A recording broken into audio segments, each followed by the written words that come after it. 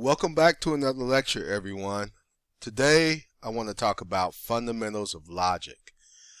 Earlier in the semester when we first started, I gave you a definition of logic, and we looked at several basic logic functions. So we're going to go a little bit more into depth into those topics, and this actually is slowly kind of edging us towards actually programming the PLC. So we'll dive into the lecture.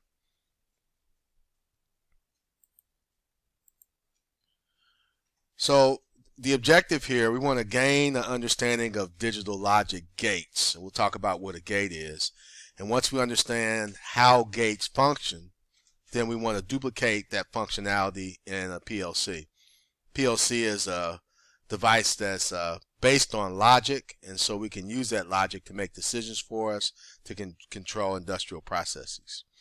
Let's talk about something called the binary concept. You know what binary means. We talked about that in previous lecture. So binary means that we're talking about something that exists in one state or another. So this idea of the binary concept, this concept refers to the idea that many things can be thought of as existing in one of two states.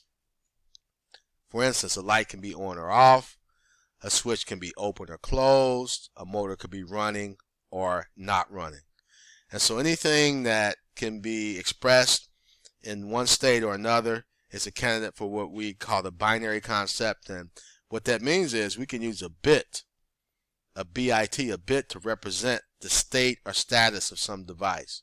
So for example, the light example, if the light is on, we can say that that's a binary 1. If the light is off, we can represent that as a binary 0. And you already know from other lectures that machine language, the zeros or ones, and we talked about the input and output image tables. Well, we can actually use those zeros and ones in the, let's say, the input image table to store the status of a device like a light or a switch. So if a switch is open, maybe in that input image table there's a 1 or 0, and vice versa if it's in the other state. So we can use this idea of the binary concept for digital control. Well, I want to base this on something called a gate. What is a gate? Well, a gate is a device that has inputs. It has at least one or more inputs, and depending on the state of those inputs, it can make decisions and give you a certain output. And we looked at several gates already at the beginning of the semester, and we'll kind of walk back through those as a review. Here's two basic gates. Now, these are not the standard gate symbols here. There's actually some standard symbols that I'll show you here in just a second, but we just use these blocks for right now. So a gate has inputs, and typically in electrical engineering we show inputs on the left and outputs on the right, although you'll see in this PowerPoint later on I've kind of got that turned around, but for the most part the inputs are on the left. So here, the AND gate, an AND gate, if the switch is closed and the light bulb is lit, then you'll get light. So there's an idea of an AND function. Or the idea of OR. If any of these on the input is true, then you get an alarm that says awake. So we've talked about these, the meaning and the truth tables, and we'll go into this a little bit more, and I'll show you the gates that we use to represent those functions, which I think will be some new material since we didn't talk about gates before. So logic, the ability to make decisions when one or more different functions must be taken into account before an action is taken. And so this is the basis for the operation of the PLC. The PLC, and actually all digital devices, is based on this idea of logic. And so in dealing with logic, there's actually two types of logic: positive logic and negative logic. And positive logic uses a binary 1 to represent the active state or the on state, and 0 to represent the inactive state or the off state. So if we're using positive logic, a switch that is closed, we represent that as a 1. A switch that is open, we represent that as a 0. Or something that is on, like a light bulb or a motor that's running, we can use a 1 to represent that. And if it's not running or if it's off, we can use a 0 to represent that. That's positive logic. But there's no reason why we can't flip that around and use negative logic, where the active state is represented by a 0, the on state, and the off state is represented by a 1. It doesn't matter. It doesn't matter which one you use, as long as you are consistent throughout. And I'm sorry, guys, you hear my dog barking in the background. She hears something. I don't know what she hears, so just ignore that. I don't want to edit that out. All right, we'll keep going. We've talked about these functions before, but it turns out to be really, really important. These are the basic and fundamental functions, logic functions. So the and, the or, and not are the basic logic functions, and any other logic functions are built from these fundamental functions. And you'll see that even though there's only 3 fundamental functions, we can combine these in ways to give us a lot of different other kind of logic functions. So these are very important. So operations performed by digital equipment are based on 3 fundamental logic functions, and, or, and not, and each function has a rule that will determine the outcome and the symbol that represents its operation. So this rule, we've actually looked at this before, but I don't know if I use the terminology. The rule is called a truth table. A truth table. So each one of these functions will have a rule or truth table that defines how it operates, or defines what the outcome will be for that particular logic function. Each one of these has a gate symbol, a particular symbol that we can use to represent each function, and also each one has an expression, a mathematical expression that we can use to represent these functions symbolically. And so that way of representing these with math expressions is called algebra, but it's a special algebra called Boolean algebra, and we'll look at that also. So let's look at these gates. This picture is a standard 2-input AND gate, a 2-input AND gate. So notice the inputs are on the left and the outputs are on the right. Now the AND gate has at least 2 inputs, but it can have as many inputs as you want. At least 2. It's got to be at least 2, but you can have 3, you can have 1,000, you can have as many inputs on the left here as needed. So this 2-input AND gate, here is the rule or truth table that determines the way it functions. Now notice, when we first talked about truth tables, we had true and false here. So we're going to get rid of the T and the F, and we're going to use binary numbers to represent the value. So our false state here is represented by 0s, and the true state or the on state is represented by 1. And so I showed you in class that if you alternate this bit right here, 0, 1, 0, 1, and you alternate every 2, 0, 0, 1, 1, then you get every possible combination for the inputs of the AND gate. If there were a third column here, you'd alternate every 4 bits, and we'll talk more about that later in the course. But the other neat thing about doing it that way, that if you do it that way, you're actually counting in binary. If you remember your 8421 code, this right here, 0, 0, is a binary 0. Remember, in machine language, we always start counting with 0. So this would be like a binary 0, a 0, 1 is a binary 1, a 1, 0 is a binary 2, and a 1, 1 is a binary 3. So in addition to getting every combination for the input for this gate, you're also counting in binary from 0 to 3, which is kind of nice. But notice the rule here, or the truth table, says that the only time that this gate right here is true, that is, that will give you output, is when both inputs are true. And so we actually showed that on day 1 of the class by looking at a circuit like this. The AND function is actually equivalent to 2 or more switches in series. And the thing I want to control is over here. Remember, that's the rightmost element in the circuit, and my power is on the left, and my inputs are up here.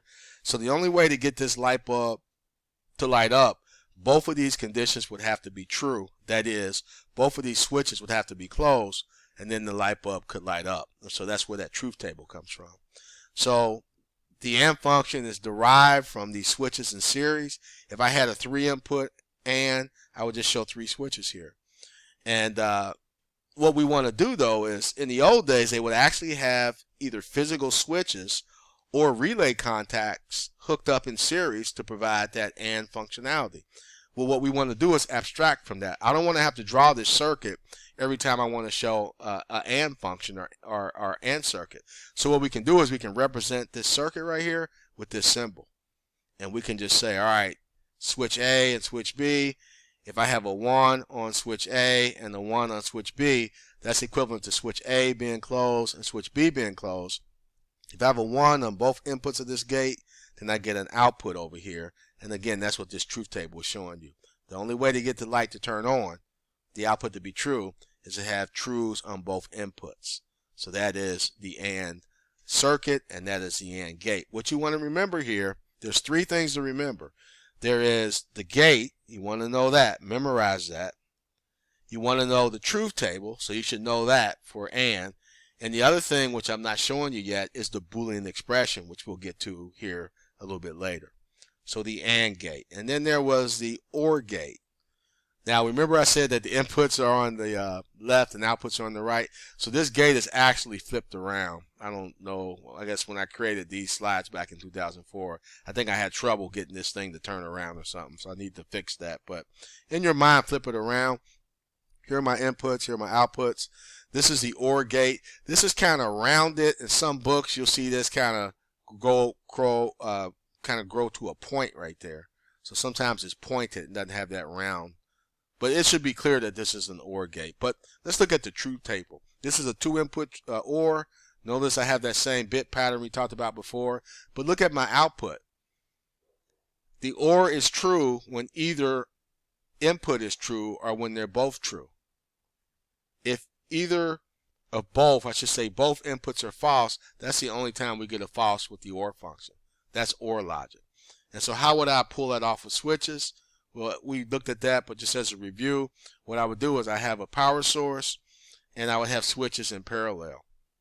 And now you can see how this table, how it works.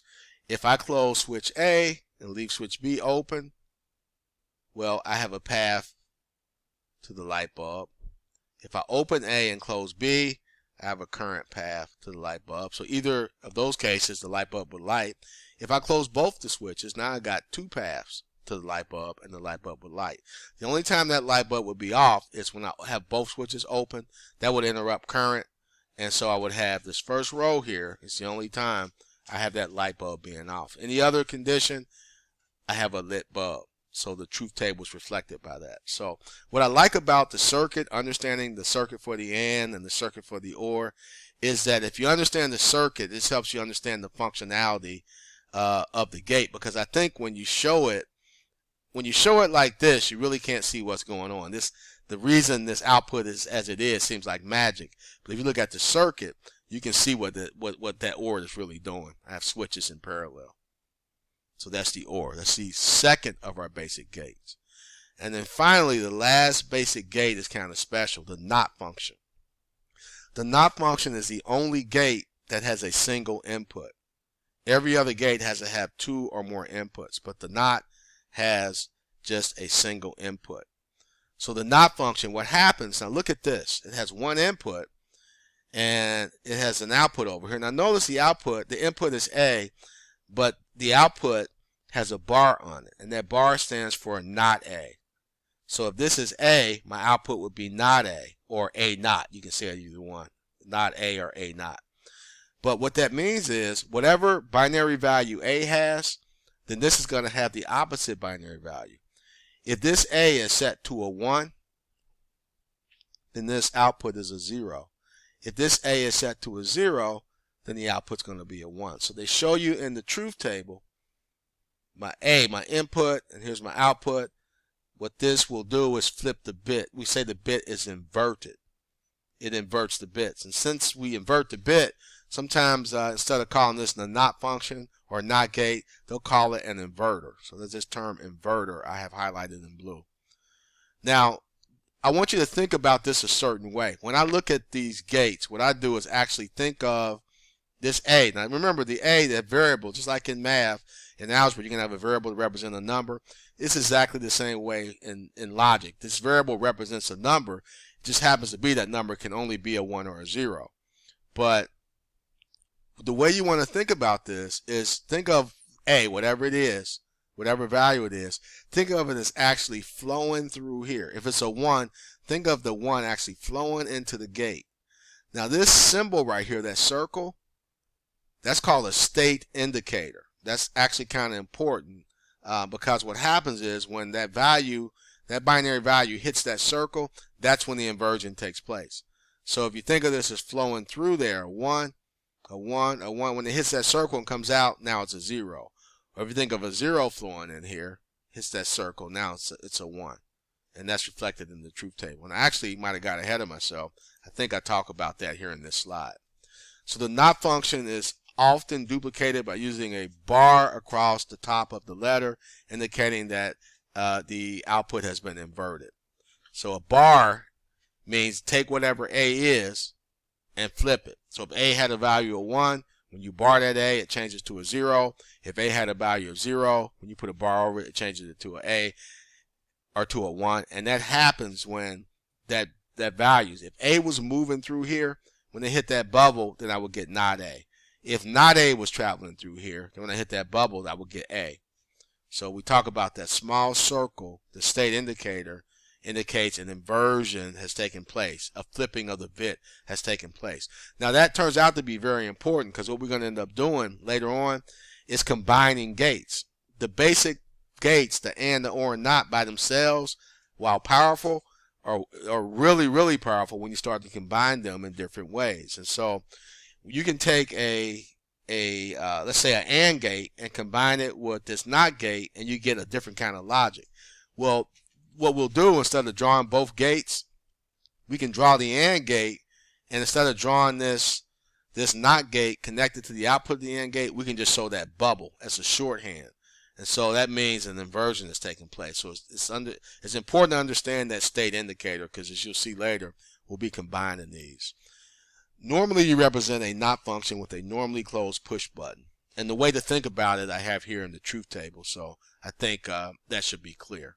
This is the way you think about the not function.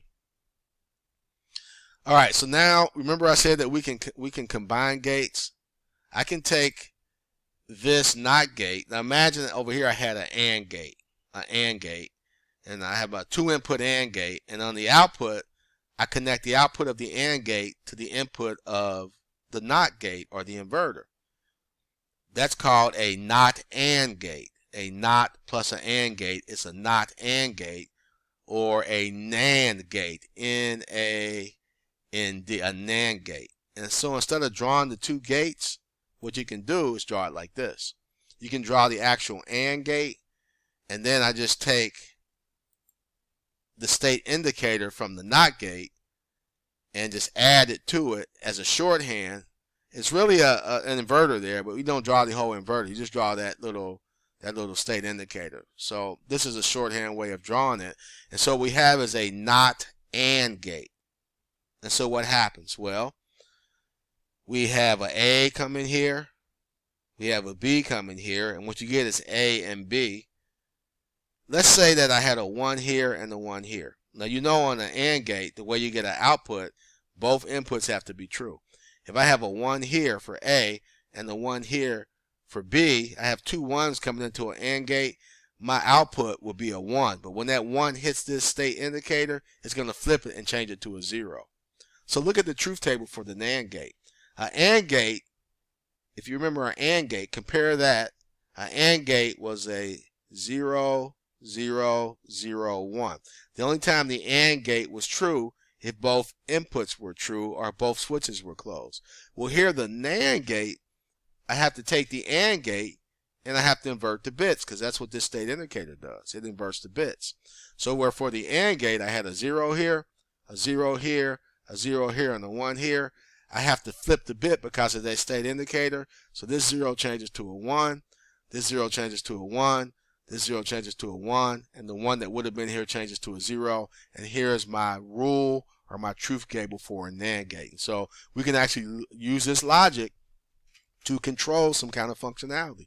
Here is a combination of gates that gave us a different output, and we can actually use that to control things, as you'll see.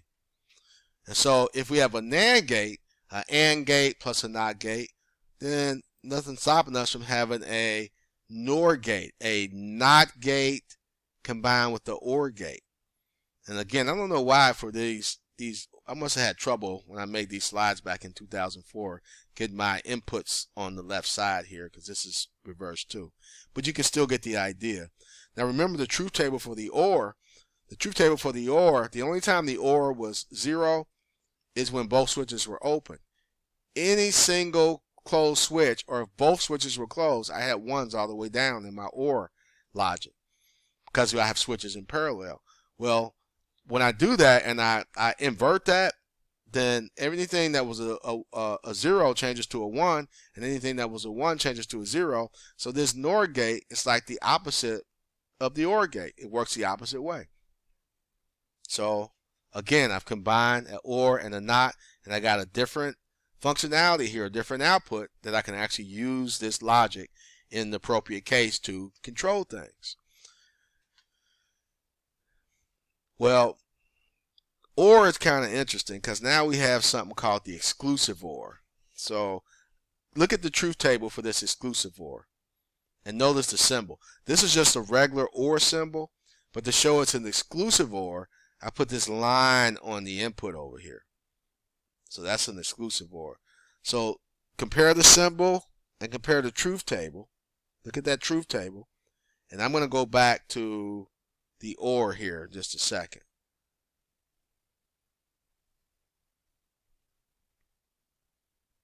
If I go back to the OR, look at the OR. Look at that truth table. So the only difference is right here. The truth table for both, from the first row, the second, and the third row, are all the same. But the fourth row in that exclusive OR, they have a 0 right here. So notice this is a 0, 1, 1, 1. Well, if we go back to the exclusive OR, I have a 0, 1, 1, and instead of a 1 here, I have a 0. And so that term exclusive, what are we excluding? We're excluding the condition for OR where both inputs are true. We're excluding this row right here where both inputs are true. And so I get a couple things. You can think about this a couple ways. First of all, what can this tell us? Well, I can use this if I use a two input exclusive OR. I can see where my bits are different, because if I have two zeros, I get a 0. I have two 1s, I get a 0. So if my bits are the same, I get a 0. If my bits are different, I get a 1. So if I have some kind of reason why I want to, if I'm looking at the let's say the input image table, and I want to see if 2 bit positions are the same or different, one way I can do that is to use the exclusive OR. Now, you might wonder, okay, why do we have 2 ORs? Why do we have an exclusive OR? Well, the reason is actually because of the meaning of the word OR in English. Because when you use the word OR, sometimes you mean this kind of OR, where you're excluding this condition, and sometimes you mean this kind of OR, where you're not excluding that condition. So, I don't know. I don't have a good example. Maybe you go somewhere and you with your friend and you're sitting at their house and they have pizza and beer, and they said, you want pizza or beer? Or maybe this is pizza, A is pizza, and this is beer. You want pizza or beer? You can have pizza or beer and pizza, but you can also have both of them. He doesn't care if you have both of them. So that's a representation of this, that kind of OR. Sometimes with OR, you mean one or the other or both. And when you're using that representation of OR, then you use this symbol in this truth table. But sometimes you don't mean that. Sometimes when you say OR, you mean an exclusive OR. You want to exclude this condition right here. So example of that would be this. Let's say you go out to a restaurant, a nice restaurant. They give you a menu, and you read in the menu that you can have an entree plus a soup or salad. Well, in that case, you can have an entree plus a soup or a salad, but not both of them. You can't have a soup and a salad unless you pay extra for it. So they're saying with your meal, you can have an entree, you can get a soup or a salad. They're excluding the condition where both of these inputs are true.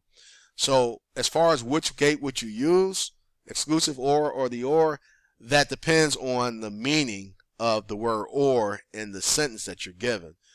When you start writing programs with PLCs, you're given often, you look at what you want to control and you write a description of how the industrial process is supposed to work.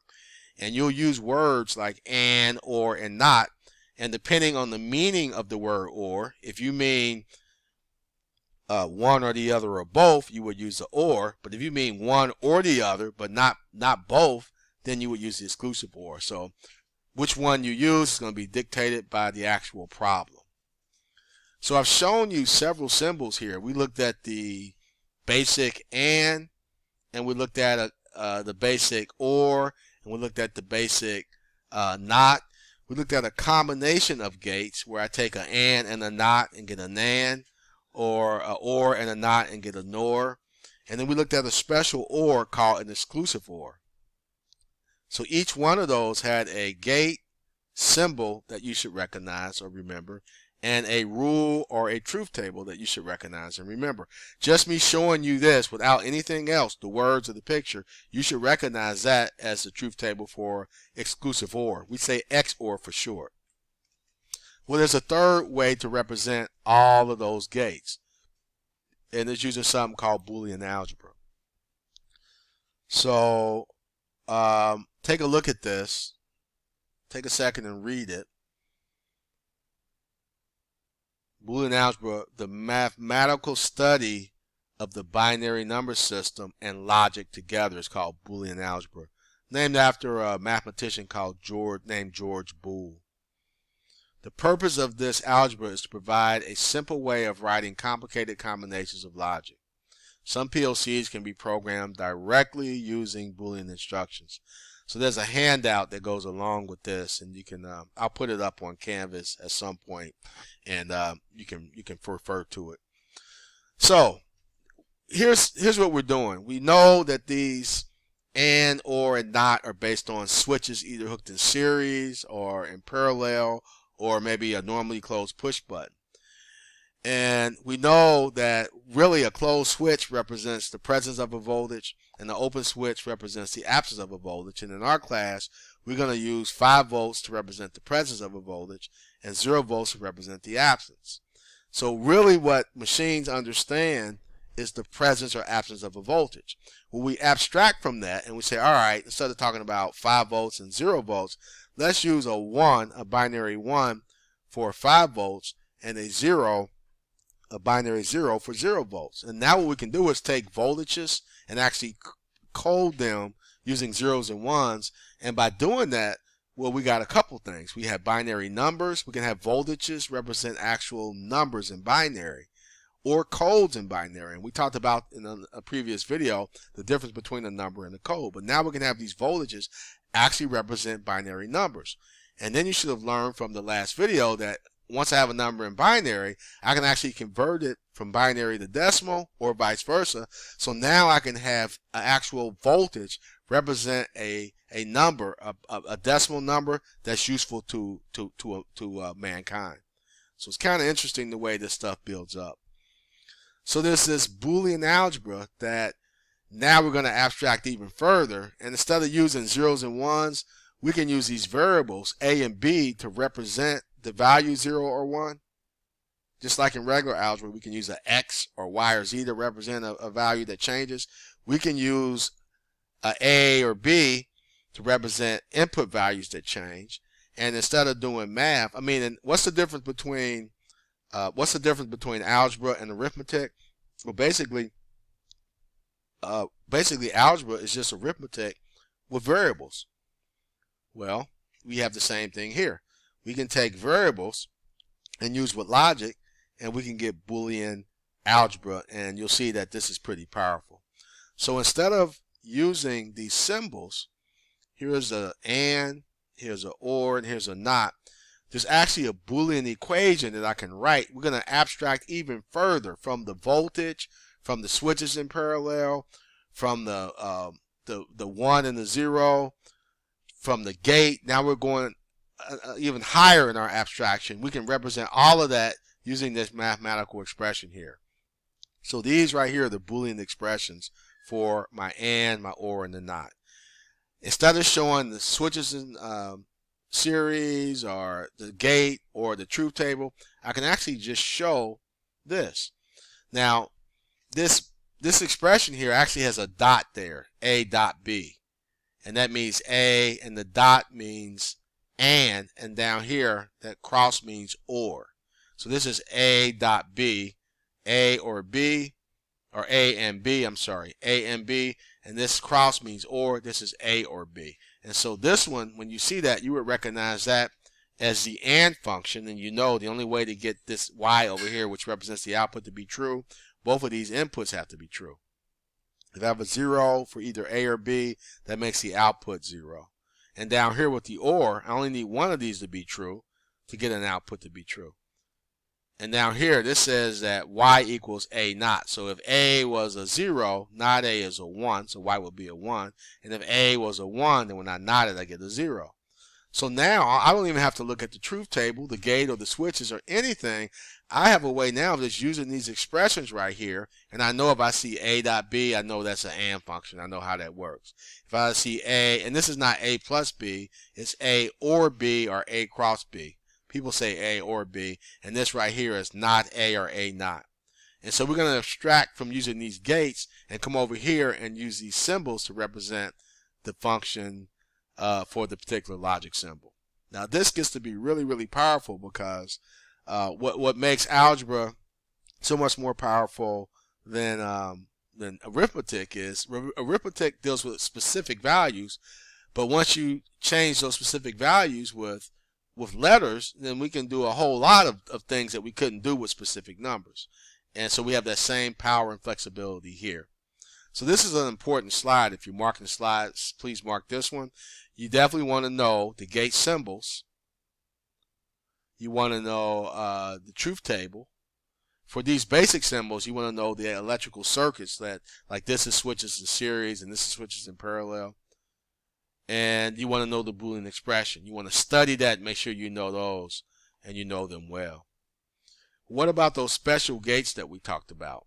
We talked about the NAND gate, which is an AND gate and a NOT gate. We talked about the NOR gate, which is an OR gate and a NOT gate.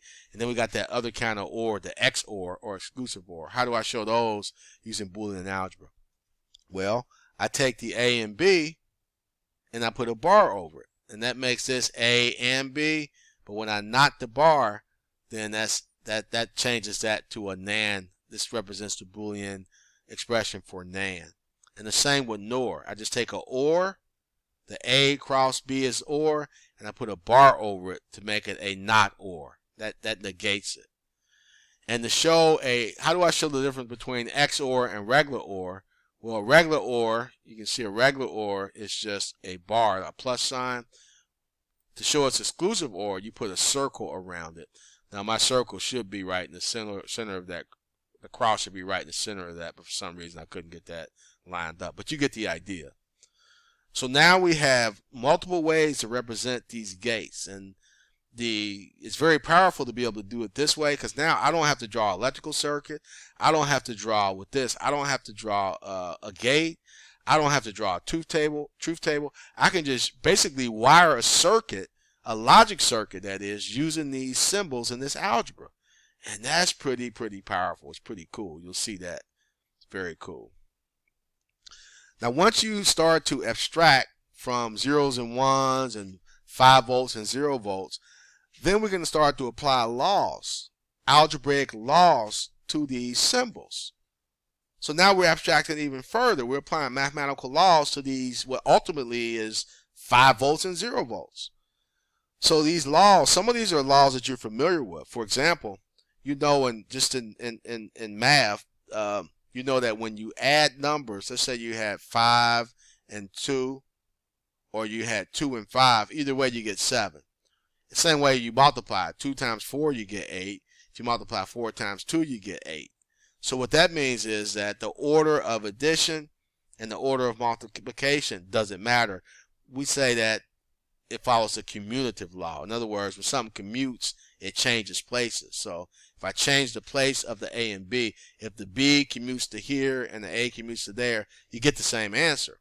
Well, this is showing you that the commutative law applies for Boolean algebra. Now remember, this isn't plus, this is or. So this is saying that it doesn't matter which order you OR things together. You can order A or B or B or A, your output's going to be the same. The order of ANDing does not matter. You can AND in any order and you get the same output. So ANDing and ORing are commutative. It obeys the commutative law of Boolean algebra. Here we have the associative law, and you can see that I can OR A and B first and get a result, and then OR that result with C, or I can OR B and C together and get a single result, and OR that result with A. Either way, I get the same logical answer. So which two I associate together first doesn't matter. I get the same logical answer, and it's the same with ANDing. I can AND A and B first and then take that result and AND it with C. I get exactly the same logical value as if I ANDed B and C first together, get that result, ANDed that with A. So the associative law, the OR function and the AND function also obeys the associative law. Now this one, the distributive law, I think the top one makes sense. See, if you think about this in math, the distributive law in regular algebra, I can take A times B and get AB. I can take A times C and get AC. And whatever sign was here, you would write that here. Now remember, this isn't regular algebra though. This isn't plus, this is OR. So what I'm doing here, it says that I'm taking B and C and ORing them together, and I'm taking that result and ANDing it with A. Anytime there's a multiplication, I know I show A with A dot B, but you can actually use parentheses. Anything you can use for multiplication in regular algebra, you can use for ANDing in logical algebra. So right here we're ANDing A with the ORed quantity of B or C. And so what this is saying is, if I take B and C and I OR it, and I take that result and AND it with A, it's the same as ANDing A and B and then ANDing A and C and then taking those two results and ORing them together. I will get the same logical results. And the way you would prove that, and I'll do this when we do the actual streaming, the live stream, you can actually put this in the truth table, and what you would do is you would see what the value, the logical output value of the left side of this is, and then you would do the logical value of the right side, and if the two columns were the same, we will say that they were logically equivalent, which is kind of like being equal in regular math. So that's pretty powerful. Now this one is a little hard to explain, so I'm not going to attempt to explain it, but I will say that if you put this in the truth table, you'll see that A or B and C is equivalent to taking A and B and ORing them, and taking A and C and ORing them, and then ANDing the two results together. So the best way to show this one is in the truth table. But you definitely want to remember, I don't like you guys to memorize a lot of stuff, but certain things you have to memorize. You want to remember the commutative law for Boolean algebra, the associative law, and then the distributive law. And this one's a little funny. Everything makes sense here, but this one you got to think about. Whoops, I didn't mean to do that. You got to think about it a little bit, okay? But it is logically true. Now, why are we looking at this? Well, it turns out that what we're able to do, as you'll see here in a couple weeks, as we start to write logic control circuits, you can actually use switches to do it. You can use gates to do it. But what's really powerful is using algebra to actually write a logic circuit to control something. We can use these A's, B's, and C's and these laws to control some kind of complex process. So we're moving slowly towards that. Now, let me also warn you, you got these three laws right here: commutative law, associative law, and the distributive law. These are laws, But then there's also a list of rules that I'll give you. It's actually either on Canvas or I will put it on Canvas. There's these laws, and in addition there's a rules that we use, and we're going to use those rules when we have a really long, complicated Boolean expression. We can use these laws and the rules to simplify it, to make the logic simpler and more efficient.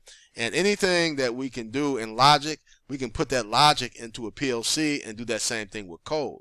So given a really complicated logical expression, if I put that into a PLC, it'll work. But if I can use these laws and rules to simplify it, then I get more efficient code and the thing runs faster and smoother. So we'll show you that. We'll show you that. Not tonight, but we'll show you that. We're kind of moving towards that. Well, there's another very important law called De Morgan's Law. De Morgan's Law. Very important, and it's simple. And so I want you to mark this slide and remember De Morgan's Law. It's one of the most important results of Boolean algebra. It shows that any logical function can be implemented with AND gates and inverters, or OR gates and inverters. So what does that mean? Now, this turns out to be really important. So let's study this for a second. What I have here is I have A and B, and I knotted it. Okay, so that's equivalent to A and B, and since the whole thing is knotted, that means that bar is over both of these. Whereas over here I have A or B, but I don't have a solid bar. So when I have a solid bar like that over more than one variable, that means that that bubble is on the output. It knots both of those. The A and B flow through here, and they're ANDed together, and then when it hits that bubble, the whole thing is knotted. Whereas when I have individual bars over individual inputs, that means that these inputs are knotted. So notice I have an inverter here. To get that A, here's A, there's B. Well, I need a not A, so I got to put a inverter in the way of that A. So when that A flows through here and hits that state indicator, it changes to a not A. And when that B flows through this inverter and hits that circle, that state indicator, it changes to a not B.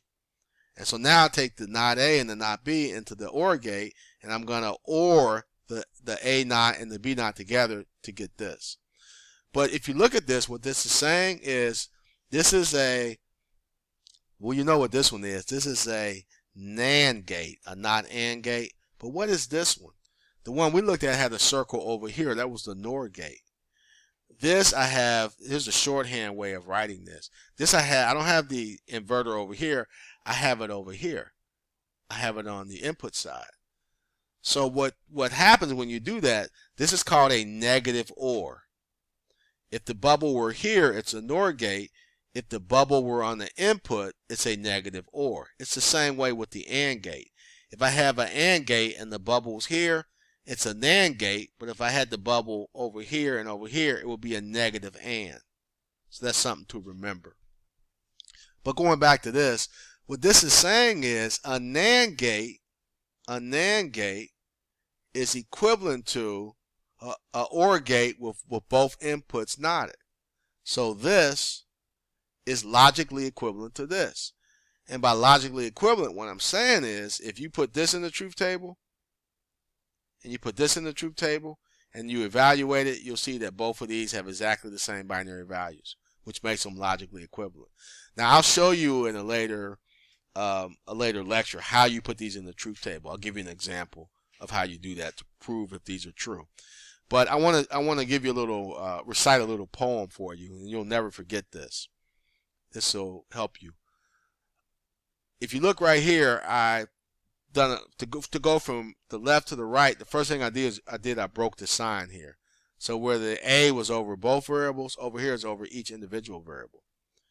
And then I got a dot right here. Remember, if I don't draw anything when things are being ANDed, it's really a dot.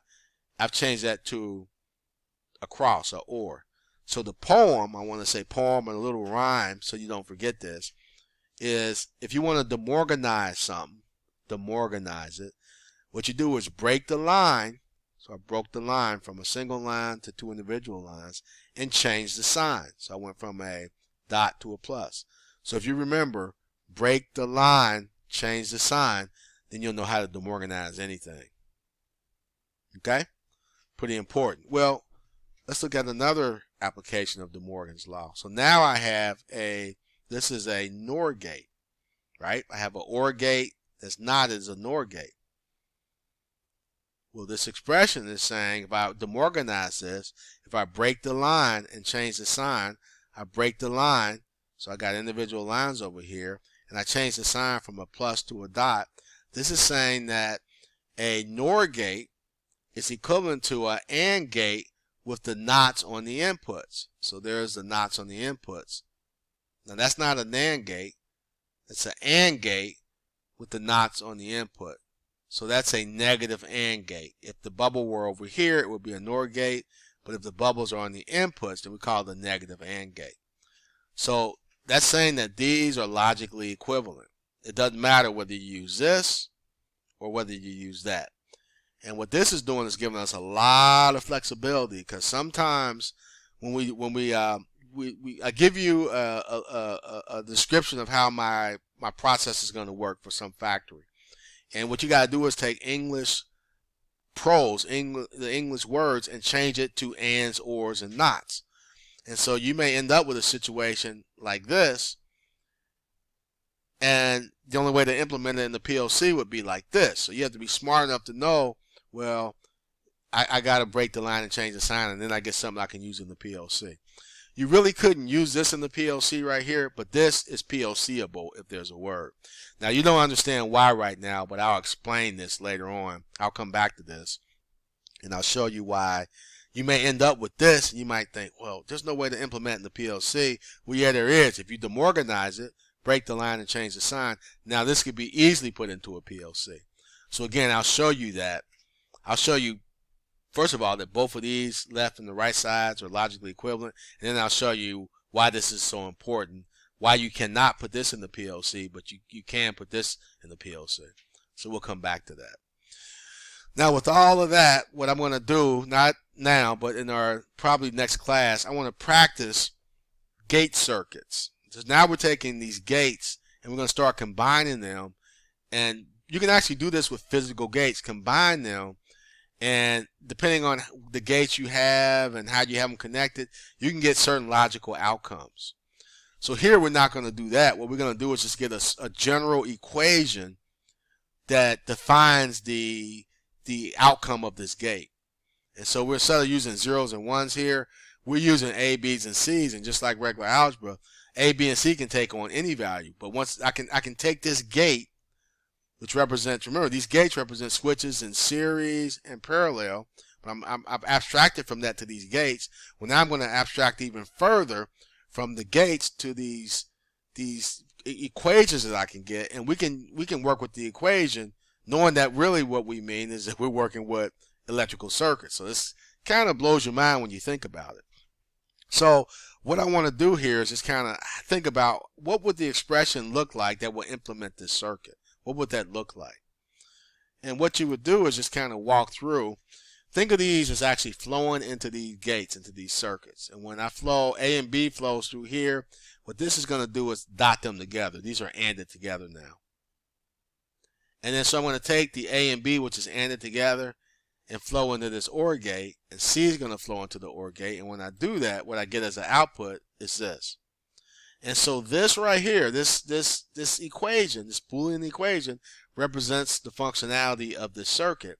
Now remember, this is abstracted from actual switches. I got two switches in series here, A and B, and C is in parallel with those two switches. That's the electrical circuit I have, but I'm bypassing all of that, abstracting from all of that, and I'm representing that using this equation.